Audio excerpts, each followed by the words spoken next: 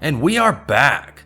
I thought while we await Starfield, it would be good to bring the party back for another grand and death-filled adventure. If you're new, I recently beat Oblivion without attacking, which let's just say was an adventure. Our goal is to complete the Mages Guild, but to make this questline a little harder, I didn't allow myself to attack or use magic in combat. So unfortunately, no Gerald. He was kinda OP anyway. Instead, I was forced to rely on my followers, which made this rather interesting and insane. Starting off, I had to actually join the Mages Guild, which was rather easy. Simply ask. You can't be a criminal though, a fact I learned the hard way. After paying the bounty I still have no idea how I got, it was time to join. In order to become a card-carrying member though, I had to get recommendations from the various guilds around Cyrodiil. I started with Anvil and was tasked with finding the killer of merchants. I was told to go to Brenia Cross Inn and speak with Ariel Gerard. A bandit and a mountain lion attacked me on the way, which didn't go well for them. After pretending to be a merchant and speaking with Ariel, I was instructed to walk the road and play victim. This felt odd, considering I was traveling with an army, but screw it. I went full method actor, stripping naked to appear less threatening. Eventually, Chlamydia showed up, but was quickly killed by my army. Then something weird happened. The Imperial Guard started killing everyone, including Ariel and her battle mage. Why? Clearly this guard is a dirty cop, like he's taking money on the side. Next was Braville. They had me track down a mage's staff that was stolen by an obsessive creep. Nothing says I love you more than thievery. During this mission they give you charm spells, but I chose the simpler route, gold. After a quick trip to the Imperial City, the staff was returned and it only cost me a couple thousand coins. Then to Bruma.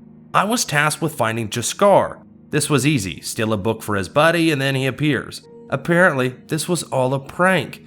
Oh, Jaskar, he's such a rascal and probably a pervert. Next on the list was Shadenhall.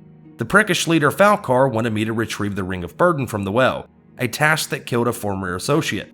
The Ring of Burden is by far the worst item, a ring that weighs 75 pounds and has no positive effects. It should be called the Ring of Dog Shit. After getting the ring and discovering Falcar to be a murderous, traitorous bastard, I had my recommendation. Next was Coral. I was to talk to Aronia and find out what she was planning. Turns out, she wanted the Fingers of the Mountain book. I lied and said I would get the book for her. Double-crossed, baby. Just like that, I had my recommendation. After though, she did want me to steal it because she was upset she didn't get fingered by the mountain, so double-cross? Next on the list was Leowyn. I was tasked with retrieving the Seer Stone that could help with Daegel's schizophrenia. It's here that I met the rot-brained cringe lord Calthar, who was acting kinda sussy. After tracking her father's amulet to Fort Blueblood, I encountered an army of bandits and marauders. This battle took a while. My party got their asses kicked, like a lot. The brothers were ragdoll flying everywhere, and my knight and adoring fan got murdered. Calthar the Ugly also showed up, but thankfully my party was able to kill his asshole and help Daegel finally control the voices in her head. I had my recommendation. For the last recommendation quest, it was time to head for Skingrad. Arriving, I'm tasked with locating Airthor and Bleak Flats Cave. I'm forced to kill all of the headless zombies, but after, he joins the party and I have my recommendation. Finally, after receiving all the necessary recommendations from the guilds, I was able to travel to the Imperial City and rank up. My first task, though, was to create a staff. With the help of the Imperial Guards, I made my way to Wellspring Cave. Turns out the mages I was supposed to meet were dead, killed by evil necromancers that threatened me, before being murdered by my super party. After flexing on them, I was able to gather the unfinished staff and return to the Arcane University. Despite creating a badass staff with a paralyzing effect, I couldn't use it. I did have the entire Arcane University open up to me though, which is still nice after all these years. This guild offers so much more than the other guilds in my opinion. For example, I took the time to create my own spell, Gerald. It was time he had his own dedicated spell anyway, because he's not like the other Daedroth. He's different. My next task had me head to Skingrad to retrieve a book. The Count agreed to meet me, but under some weird circumstances, which turned out to be a lie, and I was ambushed by necromancers. My knight refused to fight them, but we still prevailed. Returning, I earned a sweet promotion, the Spelldrinker Amulet, and was then off to speak to Erlav Jarrell. He commands me to head for the Iliad ruins of Thoctison. This is where the run came up with its first flaw. You see, you have to use magic to solve the dungeon's puzzle, which sucks. I tried to find a glitch of some kind, but to no avail. So unfortunately, I had to use magic, but at least it wasn't in combat. Inside, I retrieved the ancient elven helm, and my followers got murdered by every trap.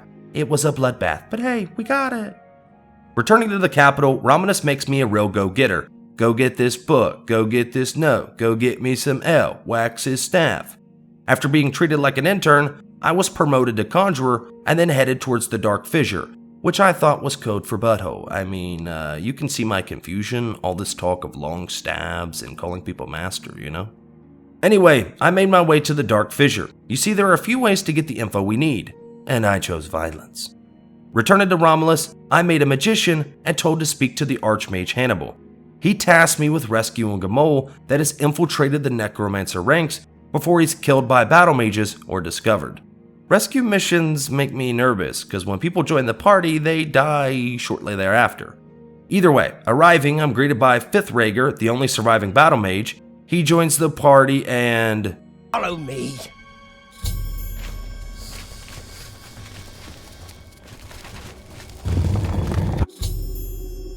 Yep. I mean, at this point, just joining the crew is a death sentence. We could have used his help too because shit got real. My party struggled to kill the necromancers, and it took forever. Apparently, they would just stop fighting or endlessly attack conjured zombies instead of attacking the necromancers themselves. After 42 hours, we finally located Macaanus, who sadly was turned into a bath salt zombie. I wish I could have put him out of his misery, but I can't attack, so we just moved on. I headed back to the Imperial City to spread the word while also gaining the rank of Warlock. I now directly worked for the Archmage himself. Consider me his archbitch. He tasked me with speaking to Count Dracula of Skingrad. He wants me to help get rid of the vampire hunters on his tail. So naturally, I team up with the vampire hunters and we wipe out some vampires. Everything was awesome. Until a patented Bethesda bug showed up. You see, you're supposed to be able to kill the vampires and then dismiss the hunters. Yeah, no. The prompt doesn't appear, and I can't kill the vampire hunters because I can't attack. So, reload, kill the vampires myself, and tell Count Chocula he has nothing to fear.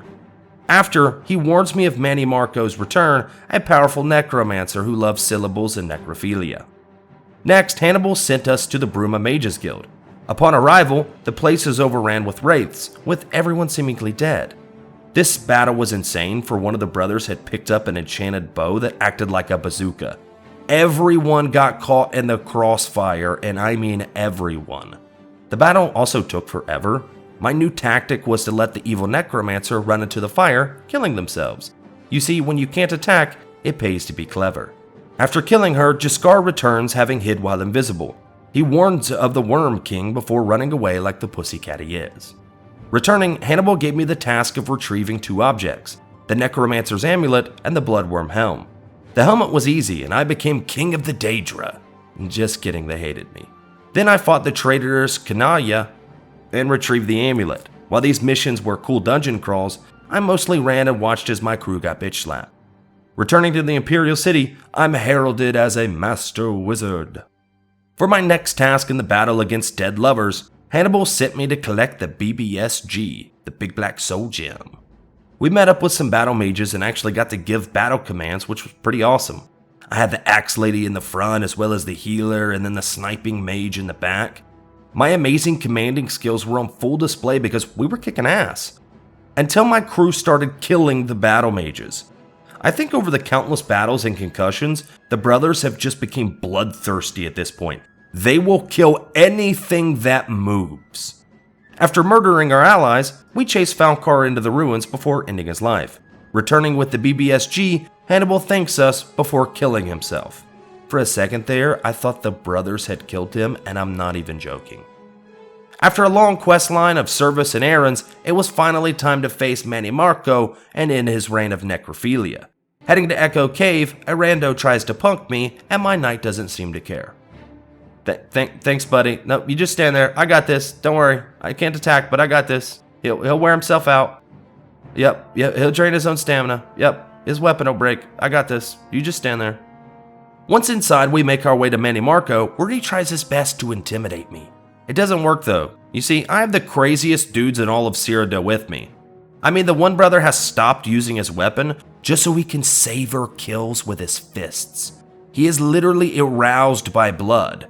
That's way more frightening than a wizard with pointy ears. After a long battle, Manny Marco falls and the Staff of Worms is ours. Now, my precious fanboy can live forever. Returning to the guild, we are made Archmage, and I get some new recruits for the crew. Come on, ladies, call me Master. Overall, I think this questline is great, and I'm excited that the party has grown. In the next video though, I'm doing something. Not being able to attack or use magic is fine, but it's just so time consuming. This took longer than the entire main quest. I really miss Gerald and his ability to kill things. While the brothers are hardened, bloodthirsty killers, they are also rot-brained idiots. But if you liked the video, leave a like, leave a comment, and have a good one.